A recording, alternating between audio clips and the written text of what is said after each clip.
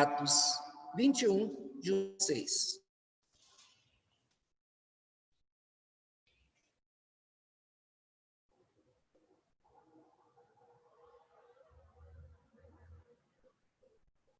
Lerei, os irmãos acompanham? Depois de nos apartarmos, fizemos-nos à vela e corremos em direitura, chegando a Cós. No dia seguinte, a Rodes, e dali a Pátara. Achando um navio que ia para a Fenícia, embarcamos nele, seguindo viagem. Quando Chipre estava à vista, deixando à esquerda, navegamos para a Síria e chegamos a Tiro, pois o navio devia ser descarregado ali. Encontrando os discípulos, permanecemos lá durante 7 dias, e eles, movidos pelo Espírito, recomendavam a Paulo que não fosse a Jerusalém. Passados aqueles dias, tendo-nos retirado, prosseguimos viagem acompanhados por todos, cada um com sua mulher e filhos, até fora da cidade. Ajoelhados na praia, oramos, e despedindo-nos uns dos outros, então embarcamos e eles voltaram para casa. Irmãos, nós entramos agora numa reta final do livro de Atos, do que diz respeito à história de Paulo, pelo menos dos registros. Porque hoje nós vamos falar dos atos que envolvem a prisão de Paulo. Tem situações na vida da gente, acontecimentos que são marcantes, que eles dividem a nossa história entre antes daquele acontecimento e depois. É assim na nossa conversão, quando ela é de verdade, formadora, a nossa vida fica sendo antes da conversão e depois. Antes você ia para a direção da perdição e da morte, e você então tem uma reviravolta na sua vida, e agora você caminha para a vida e para a salvação. Então não tem como, uma história tem que encerrar e a outra começa. Na história já de alguns anos, teve a queda do muro de Berlim, que foi marcante para aqueles moradores de lá. Havia um muro enorme que separava a Berlim Oriental e Ocidental, e com a queda do muro, aqueles que estavam presos e podiam ir para outro lado, agora podem ir para um lado e para o outro, ver as suas famílias que ficaram muito tempo separados. Tem acontecimentos que direcionam a nossa vida sempre para o bem ou para o mal. É sempre marcante. A prisão de Paulo foi um desses acontecimentos. Não foi novidade, porque Paulo, os próprios acontecimentos, a perseguição que ele vinha sofrendo, ele sabia, ele tinha certeza que ao chegar em Jerusalém, haveria ali um ataque, seria então fatal, dos adversários, dos judeus que estavam perseguindo. E ele não teve nenhuma surpresa, porque os acontecimentos, e o próprio Espírito avisava ele, e os irmãos também diziam, ele vai ser preso, eles vão fazer com ele, vão ser violentos com ele, e aí então Paulo resolveu ir. Vimos que o Espírito preparou Paulo para esse momento. Acontecimentos levaram isso, os amigos todos avisaram. Antes, Paulo trabalhava e pregava nas praças e nas sinagogas, não era? Veja que agora vai mudar a história. Paulo, que antes pregava para o povão na praça, na rua, ali onde ele estava fazendo, enquanto fazia suas tendas, ele pregava. A partir desse momento, o alvo dele vai mudar. Paulo, então, parou de pregar? Não, ele não parou. Mas agora, as pessoas que estavam disponíveis a ele eram outras. Agora eram soldados, agora eram comandantes, centuriões, governantes e reis. Veja, irmãos, que ele agora não prega na praça, mas prega na cadeia. Agora, dos calabouços, preso em cadeias, é que ele transmite a palavra. Ele teve essa oportunidade, como ele vai mais à frente, fazer então a palavra de Deus chegar a vários lugares. Alguém poderia dizer, mas a prisão é um lugar de afastamento, então acabou a pessoa? Acabou. Eu conheço histórias da Coreia, onde ali pessoas foram presas e missionários se entregaram para ser presos, para poder atuar na vida daqueles prisioneiros que estavam lá, e fez uma grande diferença. Lírios, alguma coisa, foi o livro que eu li. Também, irmãos, os moravianos, eles foram conhecidos exatamente por isso. Eles se entregavam, porque os escravos iam para um certo local e lá não saía vivo. O trabalho era penoso e eles então se venderam para aquelas pessoas como escravos para poder pregar o evangelho para os escravos que não sairiam de lá e ficaram famosos por isso. Com Paulo também aconteceu isso. Os inimigos acharam, agora nós vamos calar Paulo. Mas em vez de calar, foi como se desse um megafone para Paulo, e aí a voz dele foi mais longe. Paulo diz em Filipenses 1,13, toda a guarda pretoriana ouviu o evangelho. Era uma quantidade de soldados imensa, e todos esses soldados, com os seus superiores e os outros superiores, e aí então provocando entre os gentios uma grande curiosidade, o que esse homem tem para falar, que está todo mundo falando, e com isso então, o púlpito agora mudou, antes era praça, agora ele está falando para pessoas importantes, até chegando a falar para reis. Então hoje nós vamos tratar a respeito dos fatos que envolveram a prisão de Paulo, fatos importantes. E o primeiro deles, meus irmãos, é que toda essa situação, o que nós vimos é que toda a igreja acompanhava Paulo em oração. Paulo não dava um passo sem que a igreja orasse.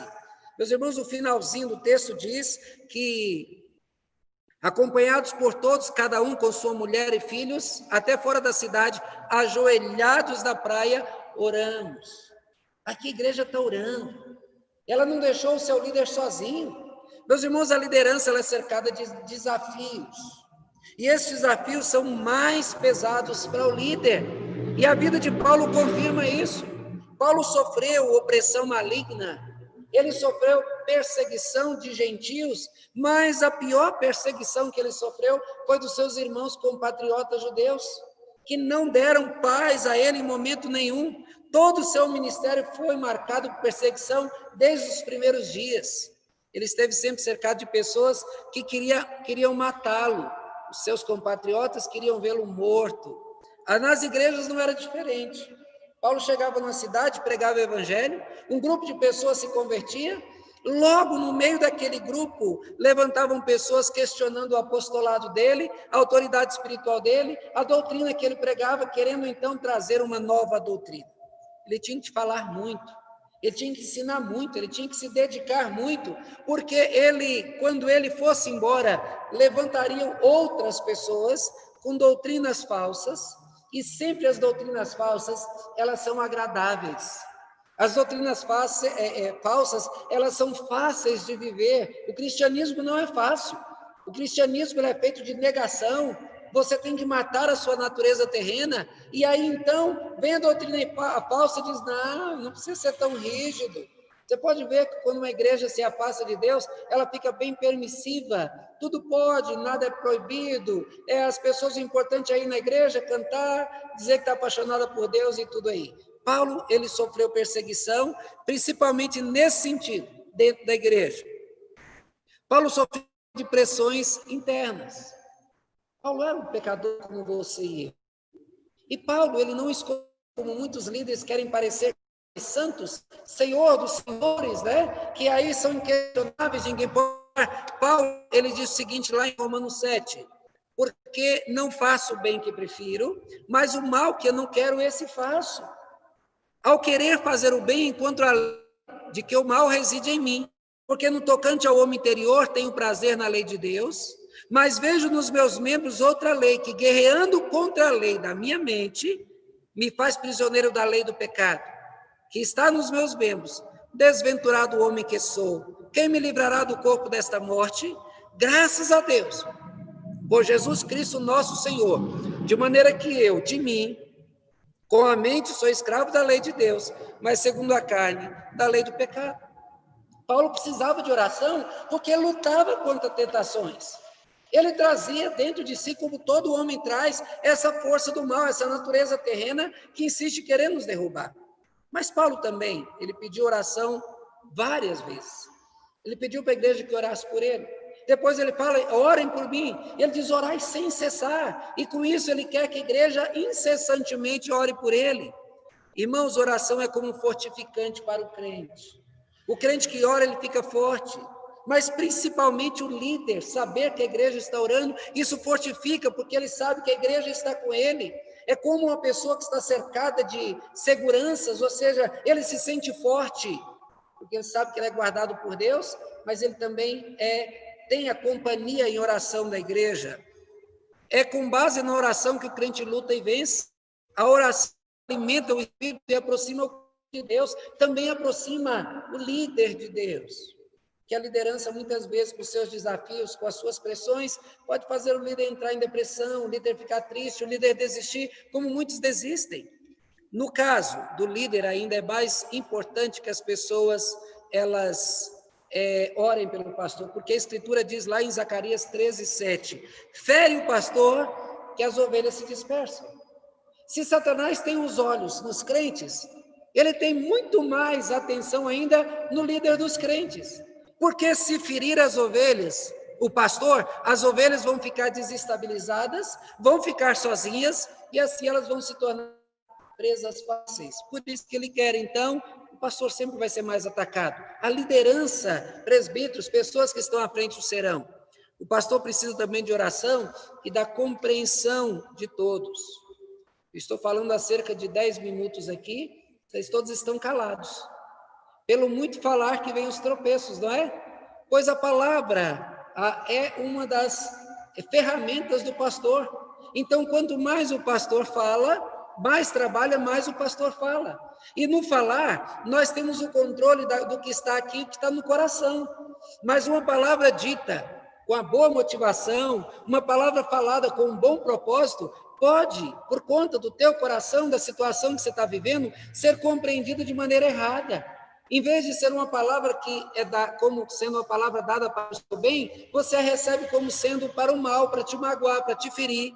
E o que muitas vezes acontece é que o rebanho, diante disso, se volta contra o pastor, se volta contra ele, achando que ele está querendo o mal da igreja. Pastor de verdade nunca vai querer o mal da igreja. Ele pode querer até morrer pela igreja, mas nunca matar a igreja. Todos os pastores precisam da compreensão e da oração da igreja. Aqui nós vimos um momento tocante.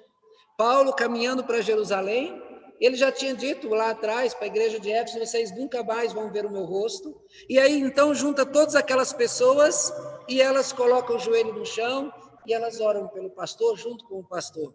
Elas tentam dissuadir, não vai não, pelo amor de Deus não vai, o mal vai acontecer com você. Mas Paulo demonstrou que ele estava decidido. A igreja, com todos os membros, então, oram a Deus, pedindo a Deus que proteja Paulo, que esteja com ele. A pergunta que eu falo é, você tem mais criticado o pastor do que orado? Conheço muitos prejuízos das críticas aos pastores, não somente eu estou dizendo a mim só como pastor. Existem famílias que, ao sair da igreja, criticam o louvor, criticam as mensagens, criticam o culto, e aí os filhos vão se acostumando àquela crítica, ao ver só o que é negativo. A igreja tem. Às vezes o som não funciona, às vezes o pastor está envolvido com uma série de coisas, vocês não imaginam. Por exemplo, domingo passado, talvez vocês não tenham percebido, mas enquanto eu estava aqui, havia movimentação, um saía, voltava e pegava uma bolsa, chamava outro, e eu estou vendo acontecer tudo, gente saindo, chorando, e eu sem saber de nada e trazendo a mensagem. Talvez a pessoa que está aqui nem imagina o que está acontecendo com o pastor, mas o pastor está vendo tudo que está acontecendo e ao final nós sabemos que o irmão tinha morrido de acidente. Então veja, é difícil conciliar o trabalho, o momento emocional com o trabalho que você tem que prestar ao trazer aquela mensagem. Então cuida, o pastor ele é como um irmão mais velho. O pastor é o irmão de vocês, mas é como o irmão mais velho. Aquele irmão que, apesar de ser irmão, filho do pai e da mãe, ele se sente que dá obrigação de cuidar do detalhe da vida dos irmãos mais novos, de não faltar o alimento, do caso do pastor, do alimento espiritual, ou seja, ele cuida da alimentação, ele cuida dos irmãos como que tivesse que prestar conta para eles. Então, meus irmãos, eu pedido, ore pelo pastor, se envolva com a vida do pastor, porque o pastor não é o pastor da tua igreja, o pastor é o teu pastor. Tem que ser aquele que você confia para poder pegar na mão para caminhar. E se isso não está acontecendo, deve ser corrigido, tanto da parte do pastor como da tua parte, para que a igreja e o pastor estejam unidos. Cristo é o nosso pastor, é o cabeça, e nós o seu corpo. Se cortar a cabeça, o que vai virar da igreja?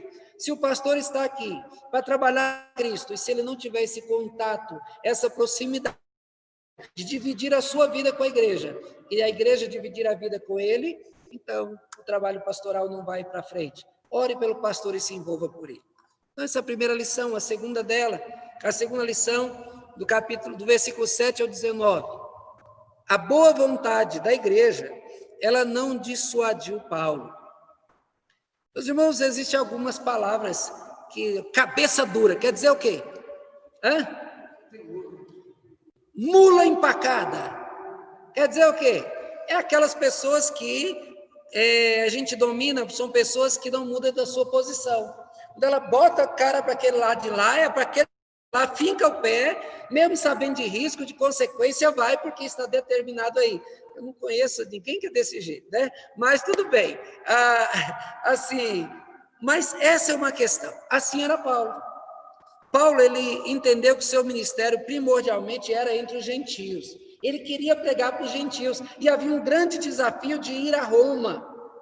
Roma era o grande centro político comercial. Então, se o evangelho chegasse a Roma, para vocês terem uma ideia, na época do Império Romano, haviam estradas que ligavam todos os países a Roma. Roma era o centro e todas as estradas caminhavam como se fosse aqui o ouvido, todo montado para cá. Então, qualquer coisa que acontecia em Roma, rapidamente se esparramava. Paulo sabia, eu quero chegar lá. Paulo sabia disso. Ele sabia também que para ir para Roma, ele passaria por Jerusalém. E lá em Jerusalém estavam os seus piores adversários. E esses adversários estavam antes das sinagogas. Lá nas sinagogas também havia uma quantidade muito grande de pessoas que rejeitaram o evangelho. Ele falou, já que vocês não querem, eu vou para os gentios. Vou pregar para eles.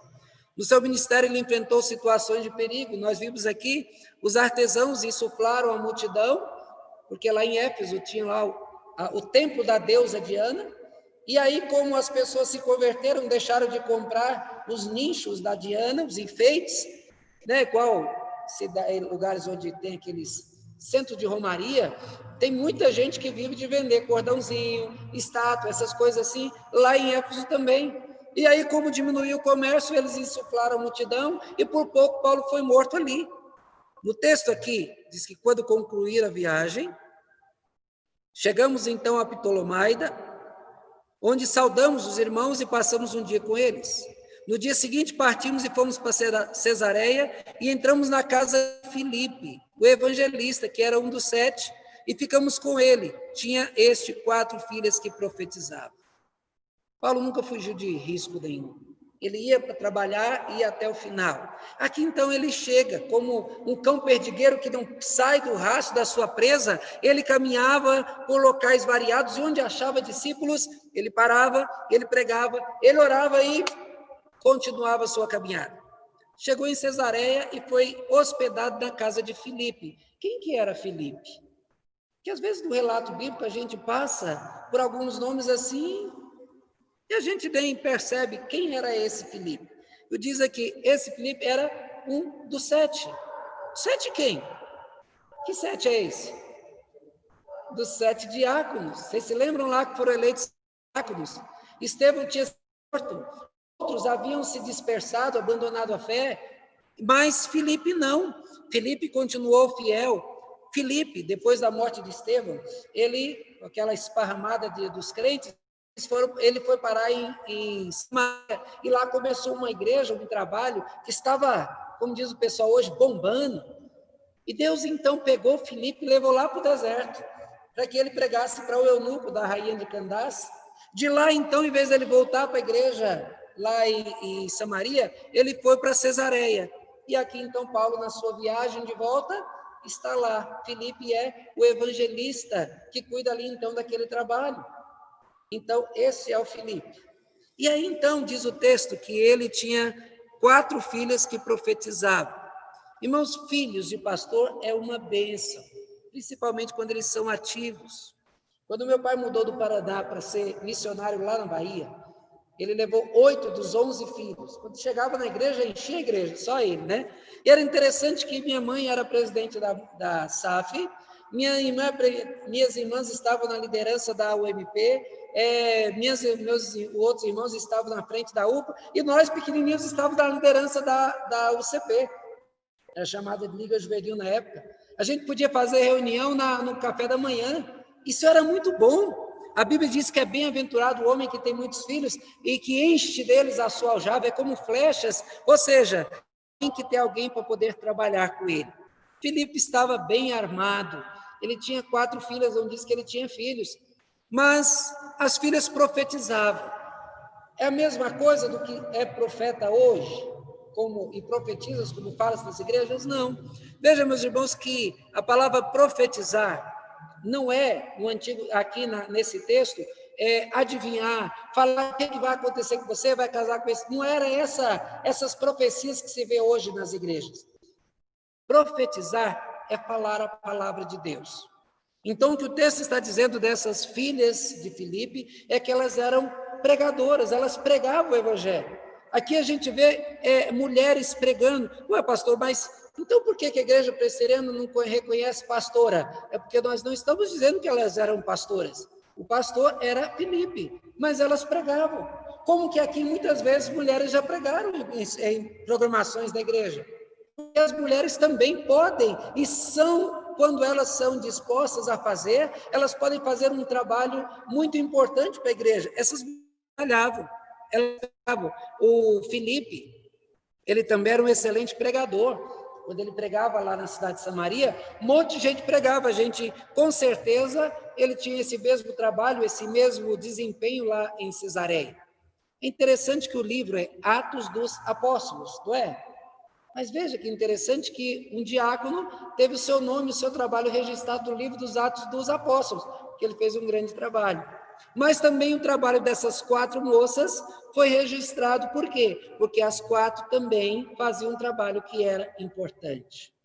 Mas, meus irmãos, no meio de todo o trigo sempre tem o joio misturado. E aqui a gente vê, meus irmãos, que na época não era diferente.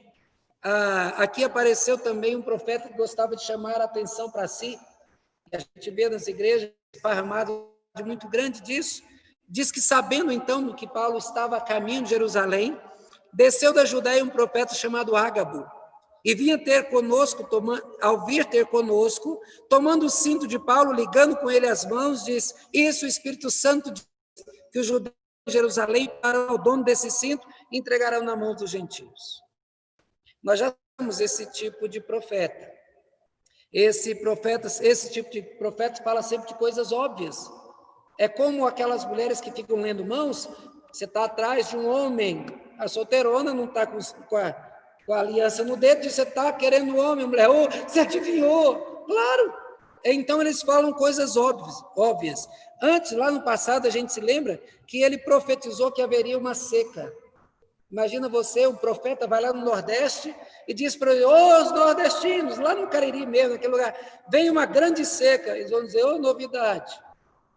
Lá na Israel é um lugar desértico, então seca lá é coisa mais normal. Aqui, ele fica sabendo que Paulo vai para Jerusalém. Os judeus odeiam Paulo. Todo mundo já vinha dizendo para ele o que iria acontecer. Ele faz uma viagem para chegar lá e pega o cinto, todo aquele movimento para chamar a atenção, e se pega e se amarra. Não podia só chegar dizendo: Paulo, é isso que vai acontecer como os outros fizeram? Mas ele estava querendo chamar a atenção. Profecias bíblicas sempre tiveram o objetivo de trazer o povo de Deus de volta para Deus, ou de levar o povo ao arrependimento para que voltassem arrependidos para Deus. O resultado da profecia sempre foi alegria. Foi o povo arrependido que agora se volta para Deus e alegremente presta culto a Deus. O povo que estava disperso, depois da profecia volta. Não foi o caso da profecia de Ágabo. Quando ouvimos essas palavras, tanto nós como os daquele lugar, rogamos a Paulo que não subisse. Olha, Paulo estava servindo ao Senhor, estava consciente do seu trabalho. Ele sabia dos riscos e nada do que iria acontecer estava oculto a ele. E ele sabia do projeto. Então, sem saber, os irmãos acabaram tentando fazer Paulo desistir da missão que ele tinha com Deus. Deus havia dado a ele uma missão. Então, Paulo respondeu para eles: que fazeis chorando e quebrantando o meu coração? Pois eu estou pronto não só para ser preso, mas até para morrer em Jerusalém pelo nome de Jesus. Como, porém, não o persuadimos, conformamos e dissemos, faça-se a vontade do Senhor. Espera aí, mas se é a vontade do Senhor, por que eles estão falando para Paulo não ir? Eles mesmos reconheceram. Então, nós fomos persuadidos e dissemos que a vontade de Deus seja feita. Mas a vontade de Deus é que seria feita. Então, essas pessoas tentaram mudar Paulo. Olha, percebe-se uma mudança no movimento do povo de Deus. Antes Testamento, quando era dito uma profecia, então as pessoas tinham a obrigação de atender e obedecer. Quando via um profeta dizer, Deus disse, o povo calava e ouvia. Se não ouvisse, haveria problemas. Mas com a vinda de Jesus, os apóstolos foram inspirados pelo Espírito Santo a registrar as palavras de Jesus, e eles ensinavam as palavras de Jesus, ou seja, a palavra de Jesus é que passou a ter a autoridade, e as profecias perderam totalmente o sentido, porque o que Jesus falou que deveria ser ensinado para a igreja. Em Hebreus 1 e 2 diz, havendo Deus outrora falado muitas vezes e de muitas maneiras aos pais pelos profetas, nesses últimos dias nos falou pelo Filho, a quem constituiu herdeiro de todas as coisas, pelo qual também fez o universo.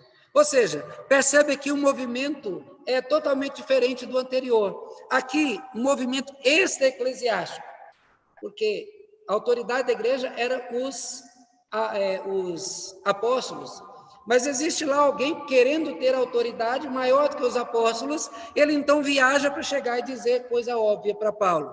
Acabou que ele não foi ouvido. Veja, Ágapo disse que falava em nome do Espírito. Paulo obedeceu? Não, porque Paulo já estava cheio do Espírito e sabia o que o Espírito queria dele. Jesus, quando Pedro chegou para ele e queria dissuadir Jesus de não morrer na cruz, Jesus disse para ele, arreda Satanás, tu és para mim pedra de tropeço, porque não cogita das coisas de Deus, e sim das coisas dos homens. Paulo fala a mesma coisa a esses aqui, é como se mandasse eles calarem a boca, dizendo, não atrapalhe a obra de Deus. Ué, mas não era uma profecia vinda de Deus? Não, não estava vindo de Deus. Esse homem não vinha da parte de Deus com certeza. Em terceiro lugar, a igreja montou uma estratégia para proteger Paulo. Só que contra o ataque dos judeus, só que essa estratégia não deu certo. Os versículos 17 a 26 vai mostrar isso. O ditado popular diz, Deus escreve certo por linhas tortas. É verdade? Não. Deus escreve certo por linha certa. Nós, com os nossos pensamentos e caminhos tortos, queremos então fazer o plano dele entrar no nosso caminho, aí não vai dar certo. Nós é que devemos nos acomodar ao plano de Deus e não os planos de Deus se acomodar a nossos planos. Tentar mudar o plano de Deus é fazer as coisas do nosso jeito, é perda de tempo. O que Deus determinou vai acontecer. O que Deus quer que aconteça não vai mudar. Veja o que aconteceu na chegada de Paulo. Tendo nós chegado a Jerusalém, os irmãos nos receberam com alegria. No dia seguinte, Paulo foi conosco encontrar-se com Tiago e todos os presbíteros se reuniram. Na primeira vez que Paulo foi a Jerusalém, ele procurou a igreja e ele foi recebido pela igreja. Essa igreja era pastoreada por Tiago. Quem é esse Tiago? Pedro, Tiago e João no barquinho. Era o apóstolo? Não, não era o apóstolo. Vocês sabem o que aconteceu lá atrás? Tiago foi morto à espada. Herodes matou Tiago, não era Tiago. E quem era esse Tiago? Lá em Mateus 13:55 e Mateus 6:3, diz que ele era irmão de alguém muito importante. Irmão de quem? Era irmão de Jesus. Mas como era irmão de Jesus? Sim, antes Tiago era apenas um judeu zeloso, mas em relação a Jesus era um incrédulo total. Ele, junto com Maria e os outros filhos de Maria, eles foram até para prender Jesus, porque não concordava com o ministério de Jesus. Mas em 1 Coríntios 15:7, diz que quando Jesus ressuscitou, Jesus foi pessoalmente se encontrar com Tiago. Jesus queria aquela mão de obra potente a seu serviço, e quando Tiago se encontrou com Jesus, tudo mudou. Ele se converteu, ele se tornou líder da igreja de Jerusalém. Esse Tiago, ele não era dos apóstolos. Esse Tiago, ele era líder da igreja, ele era a voz de liderança que pôs fim quando houve aquele concílio lá em Jerusalém, para discutir a respeito da circuncisão ou não dos crentes gentios. Ele foi que se levantou e a palavra que encerrou o assunto. Ou seja, para alguém falar isso, tem de ter autoridade. Esse Tiago foi o escritor da carta que nós temos no Novo Testamento, da carta de Tiago. Não foi o apóstolo que escreveu, foi o Tiago, irmão de Jesus. Tiago, ele era muito zeloso da lei. E aí a gente vê ele falar a respeito de boas obras, de trabalho, de servir a Deus, dá intenção, dá para entender que ele criando um problema para a teoria ou para a doutrina de Paulo, que Paulo pregava a salvação pela graça. E Tiago, então, parece ensinar que a salvação ela precisa de obras. Mas veja bem, ele ensinava que o crente salvo pela graça não pode se tornar apenas um ouvinte da palavra, ele deve tornar-se praticante dela. Para Tiago, o crente se evidencia nas obras que pratica. Jesus ensinou pelos frutos se conhece as árvores. Ele é quem Paulo diz, lá em Gálatas, que ele se encontrou em Jerusalém e diz, eu não vi outro apóstolo senão Tiago, o irmão do Senhor. Está lá em Gálatas 1,19. Paulo só tinha um Senhor, que era Jesus. Se Tiago era irmão do Senhor, era irmão de quem? Era irmão de Jesus. Então não há o que discutir. Esse Tiago era irmão de Jesus e era o pastor da igreja de Jerusalém. Quando Paulo chegou lá, se encontrou com Tiago e com os presbíteros e contou minuciosamente o que Deus fizera por ele durante esse tempo no trabalho que ele prestou. E Paulo, quando ele esteve em Jerusalém pela primeira vez, houve um certo ciúme, certa preocupação, certa desconfiança, mas Paulo descreveu o seu trabalho e deram um testemunho a respeito dele, do seu trabalho, e quando ele saiu de Jerusalém, ele saiu fortalecido, com a confiança das pessoas que de fato ele era um crente. Agora ele volta a ser recebido com alegria. A igreja agora já está mais madura em relação à recepção de crentes gentios. Diminuiu aquele ciúme inicial de que o evangelho era só para os judeus. E ele agora então, tendo pregado para gentios, ele vem, fala para a igreja, eles têm uma grande alegria e ficam felizes pela conversão dos gentios. Entra aqui a nossa argumentação. A estratégia montada para impedir o ataque contra Paulo não deu certo. Olha só, eles afirmaram que os judeus estão com muita raiva, porque eles ouviram dizer que... Tá, eu vou ler aqui. Eles disseram, bem vês, irmãos, quantas dezenas de milhares há entre os judeus que creram, e todos são zelosos da lei, e foram informados a teu respeito que ensinas todos os judeus entre os gentios a apostatarem de Moisés, dizendo-lhes que não devem circuncidar os seus filhos, nem andar segundo o costume da lei. Paulo não era contra a lei, em nenhum momento. Paulo mesmo diz, a lei é boa. Se ele diz que a lei é boa, então por que ele está sendo contra? Paulo não era contra. Ele ensinava a dependência da graça para a salvação. A lei, segundo ele, servia para revelar ao homem a dependência que o homem tem de Deus. E aí, então, esse homem dependendo de Deus, ele vai buscar Cristo, para através de Cristo ele receber a salvação. Ele não ensinava a descumprir a lei. Jesus mesmo veio cumprir a lei, de forma que nenhum outro homem pudesse cumprir. Por isso que nós dependemos dele, porque só ele agradou a Deus. Nós devemos, então, obedecer a lei como gratidão a Deus. Deus salvou. Eu não posso querer obedecer a Deus para poder, então, dizer, Senhor, me abençoe, porque eu vou à igreja todo dia. Porque eu oro tantas vezes, por isso que nós somos contra campanhas. Porque quem faz a campanha acha que pode exigir alguma coisa de Deus. Então, nós não podemos, porque nós devemos orar sem cessar. Nosso culto tem que ser perene, não só dentro da igreja, mas fora também. Mas o texto diz que Paulo, os judeus achavam que Paulo era contra Moisés. O que é ser contra Moisés? O que vocês podem me dizer sobre isso?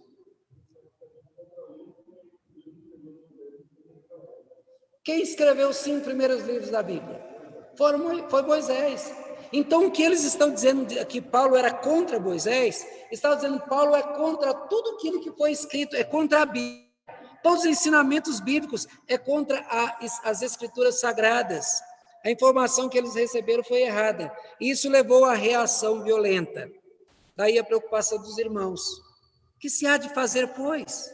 Certamente eles vão pegar você lá do templo e vão te matar, porque eles vão achar que você é contra a lei. Então vamos fazer o seguinte, tem 4 homens que fizeram voto, vai com eles, apresenta a oferta, rapa o cabelo, e aí vai lá e faz então o ritual da purificação. Paulo já estava lá há cerca de 7 dias nesse ritual da purificação, quando judeus que vieram da Ásia chegaram lá e viram Paulo. Veja o que eles fizeram. Nós vamos ver daqui a pouquinho.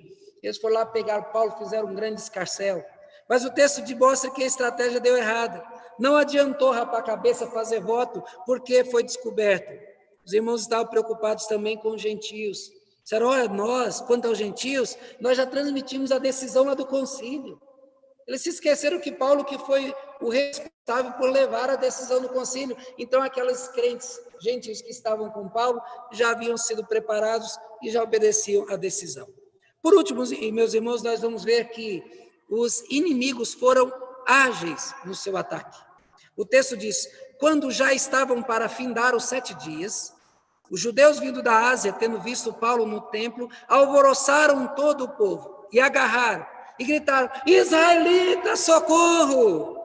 Este é o homem que por toda parte ensina a todos a serem contra o povo, contra a lei e contra esse lugar. Irmãos, o inimigo ele é certeiro.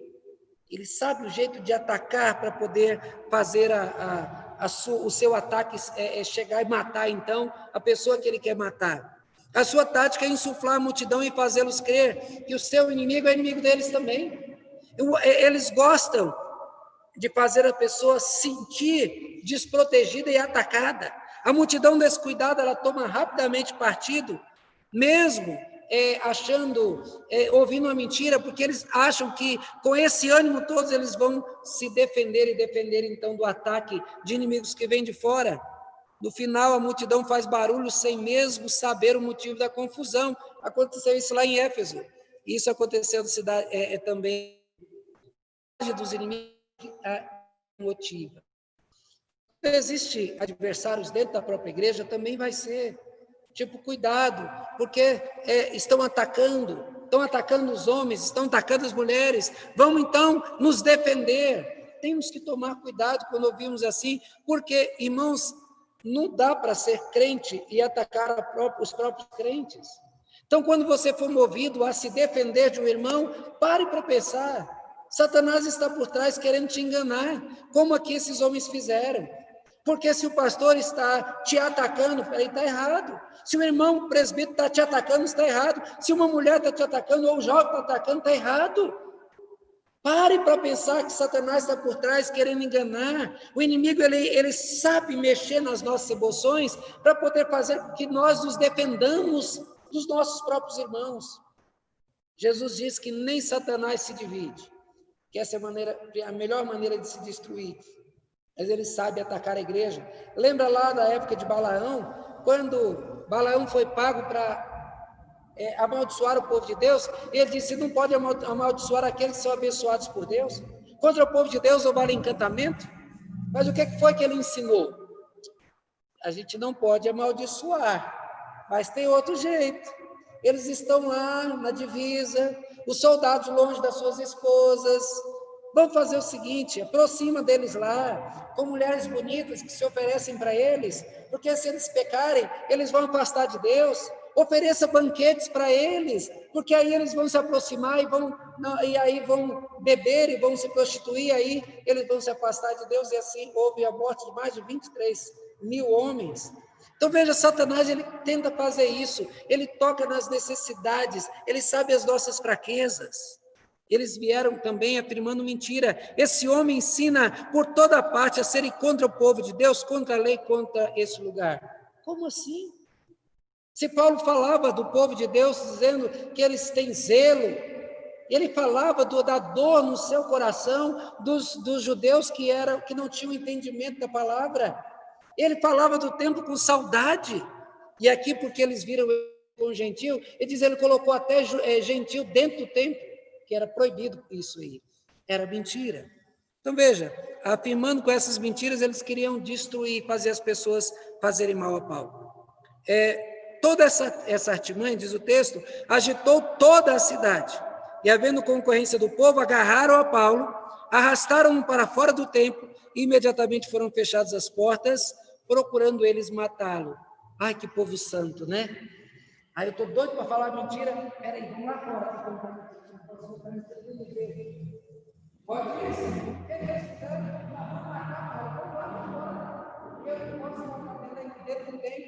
eles agarraram para matar lá fora e fecharam o templo, que é para o Espírito de Deus nem quer saber o que está acontecendo lá fora.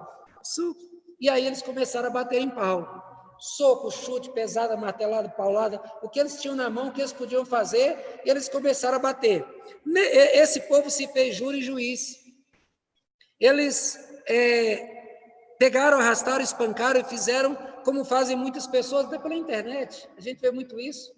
Vem lá uma notícia de uma pessoa que fez alguma coisa e vem a pessoa e joga o ataque. Eu quero aqui pedir desculpa a vocês, eu fui alertado pela LN. Eu aqui citei no outro dia que foi falado que o Dória, ele colocou lá para a retirada do antes de Cristo, depois de Cristo, ela colocou então link mostrando que isso era notícia falsa. Mas eu recebi do grupo dos pastores e aí lá afirmaram ser verdadeiro. Temos que tomar cuidado, porque às vezes ele faz algumas afirmações que não são verdadeiras. É para denegrir, se bem que ele está tão sujo que não precisa denegrir muito a imagem dele, não. Mas a questão que eu queria só falar do antes de Cristo, depois de Cristo, eu usei isso como uma ilustração. Nós não podemos nos tornar juízes como eles. Eles se fizeram juízes, acusaram e já condenaram à morte. Veja que com toda essa confusão, chegou ao conhecimento do comandante da força que toda Jerusalém estava abotinada. Então ele levou soldados e centuriões e correu para o meio do povo. Ao ver chegar o comandante, os soldados cessaram de espancar. Espera aí, se você está fazendo a coisa certa, porque chega um policial, você vai parar de fazer? Mas você está fazendo a coisa certa, chegou o policial, não vai precisar parar. Mas isso prova que eles tinham consciência de que aquele espancamento estava errado.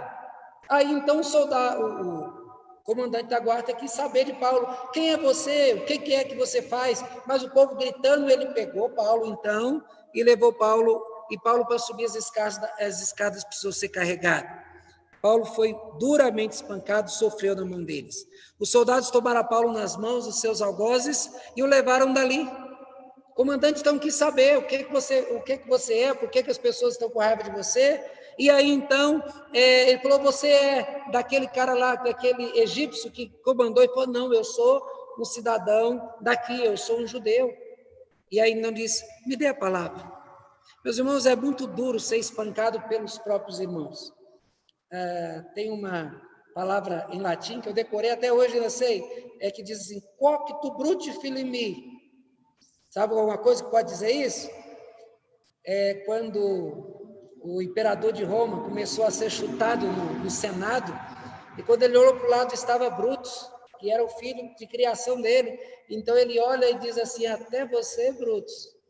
Ele estava sendo chutado por um monte de gente, que não fazia diferença, era tudo inimigo dele. Mas quando ele olhou para o lado, estava ali o filho de criação, também chutou ele. Paulo aqui está sofrendo não só pelas dores, mas pelo seu povo, que foi violento, que maltratou, sem ouvi-lo, mas julgando e condenando pelo que os outros falaram. Então, meus irmãos, cada um usa a sua ferramenta que dispõe para o mal, mas o mal que as pessoas fazem demonstra o mal do próprio coração. Quando você faz o mal para um irmão, isso só está dizendo o seguinte, o teu coração é ruim. Porque o que Jesus manda fazer com os adversários, não é contra os irmãos? Faça o bem contra os adversários. E se o teu inimigo tiver fome, o que você tem que fazer? Dá de comer. Tiver sede, dá de beber. Jesus ensina a fazer o bem, mas quando você faz o mal a um irmão, está mostrando claramente que você não é filho de Deus, está mais para filho do capeta, ou você está cedendo às tentações e à pressão dele. Então, Paulo, ele pediu autorização ao comandante, falou que ele era então, e agora Paulo vai fazer o discurso. É interessante que esse capítulo termina. Então, Paulo vai dizendo 2 pontos, e acaba o capítulo. Então, o que está dizendo, nós vamos estudar no próximo capítulo, no nosso próximo estudo bíblico. Esse capítulo termina aqui. No próximo capítulo, sobre o teor do discurso e as reações dos ouvintes. Hoje nós falamos dos fatos que envolveram a prisão de Paulo. Toda a igreja acompanhava Paulo em oração. Homens, mulheres e crianças. Sávio, a tua oração é importante para a igreja. Vitor, a tua oração é importante para a igreja, também do Caléu, também das mulheres, também dos homens. Toda a igreja deve acompanhar o seu líder em oração. A boa vontade da igreja nem sempre dissuade o líder. Quando o líder sabe que é guiado por Deus e vai fazer alguma coisa, às vezes ele diz não para a igreja. Isso não quer dizer que ele não gosta da igreja, é porque tem um projeto maior. Talvez Deus está mostrando para ele algo que a igreja ainda não viu. A estratégia montada para impedir não evitou o ataque. Mas o ataque, nós vamos ver que não foi fatal, porque o projeto de Deus, e Deus vai dizer mais à frente, dizendo, você vai para Roma. E isso é toda a certeza que ele tinha essa revelação de Deus, diz que o próprio Deus, nós vamos estudar, já li até o capítulo 28, para preparar os estudos, e aí tem um texto que eu achei belíssimo. Paulo estava sentado, e diz que Cristo veio e se assentou do lado dele, e diz, não se preocupa, meu filho, eu estou com você e você vai até Roma, porque eu te quero lá. Ai, meus irmãos, quando aquela cena, eu vi aquela cena escrita, eu imaginei naqueles momentos difíceis que a gente passa, e Jesus, ele continua presente na nossa vida. Não é o que ele diz para nós? Eu estarei convosco todos os dias até a consumação dos séculos. Mas muitas vezes nossos olhos estão tão fechados, nossos ouvidos tão fechados, que não conseguimos perceber que ele está ali do nosso lado. Os inimigos foram ágeis no ataque. Muitos são os acontecimentos marcantes da nossa vida. Eles podem provocar reações adversas em nós. Podemos aprender a usá-los para o nosso crescimento ou nos murmurar e nos rebelarmos contra Deus. A prisão de Paulo está envolta em muitas injustiças, mas em momento nenhum nós vimos Paulo murmurar ou se rebelar contra Deus. Ele usou todos os acontecimentos para enaltecer a Deus e pregar o Evangelho. Aprendamos, pois, a tomar as mesmas atitudes e a priorizar a obra de Deus acima até mesmo das nossas vidas e dos nossos desejos e nossos projetos.